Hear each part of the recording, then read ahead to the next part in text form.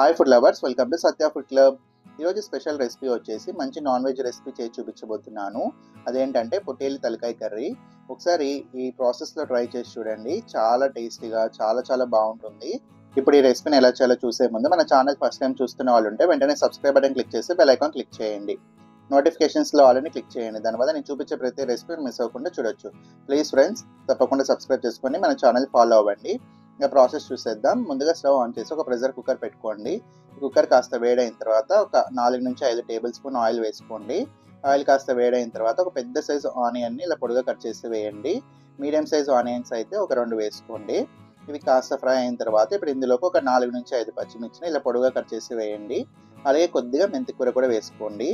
మీ దగ్గర చిన్న మెంతికూర ఉంటే చిన్న మెంతికూర వేసుకోండి, లేకపోయినా పెద్ద మెంతికూర వేసుకున్నా పర్లేదు, బాగానే ఉంటుంది. నాన్ వెజ్ రెసిపీస్లోకి చిన్న మెంతికూర వేస్తే టేస్ట్ చాలా బాగుంటుంది. ఇవి కాస్త ఫ్రై అయిన తర్వాత ఇప్పుడు ఇందులోకి 2 పెద్ద సైజ్ టొమాటోస్ని ఇలా పొడిగా కట్ చేసి వేయండి. మీడియం సైజ్ అయితే ఒక 3 టొమాటోస్ వరకు వేసుకోవచ్చు.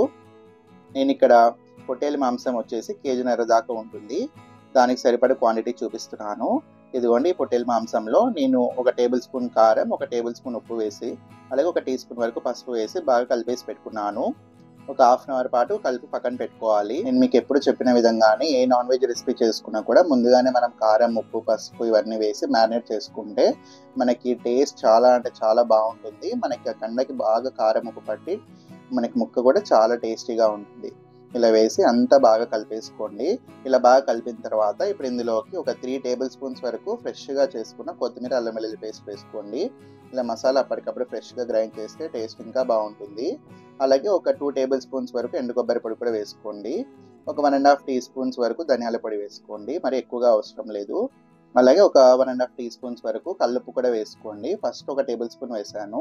ఇక్కడ మనం తీసుకున్న మాంసం క్వాంటిటీ 1.5 కిలో దాకా ఉంటుంది కాబట్టి ఇంకొద్దిగా ఉప్పు వేసాను. తీసుకున్న మాంసం బట్టి మీరు ఉప్పు అనేది అడ్జస్ట్ చేసుకోండి. ఇప్పుడు అంతా బాగా కలిపేసుకోండి. మసాలా అంతా కూడా మాంసంకి బాగా కలుపుకోవాలి.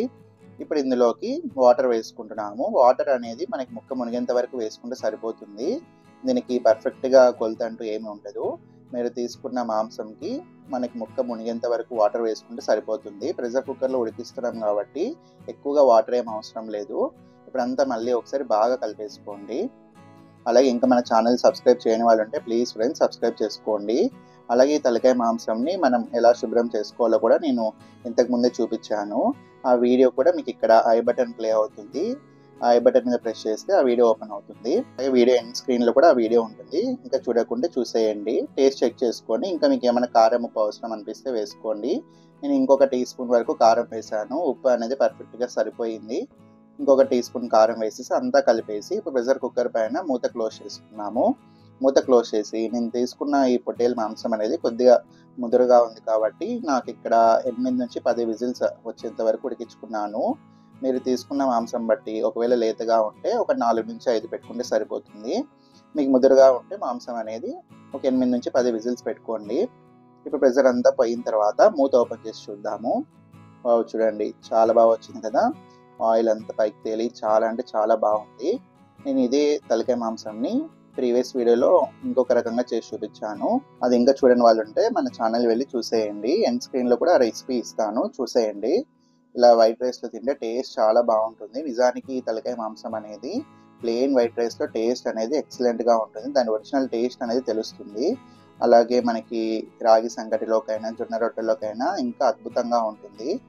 బగారా రైస్, పలావ్లోకి తింటే అంత టేస్ట్ ఏమి పెద్దగా తెలియదు. కాబట్టి ఇలా వైట్ రైస్లో అయినా, జొన్న రొట్టెల్లో అయినా, రాగి సంగట్లో అయినా టేస్ట్ చేసి చూడండి. అద్భుతంగా ఉంటుంది. ముక్క కూడా చూడండి మనకి పర్ఫెక్ట్గా మెత్తగా ఉడికిపోయింది. మీకు ఇంకా ఉడకకపోతే 1-2 విజిల్స్ ఎక్కువగా పెట్టుకోండి.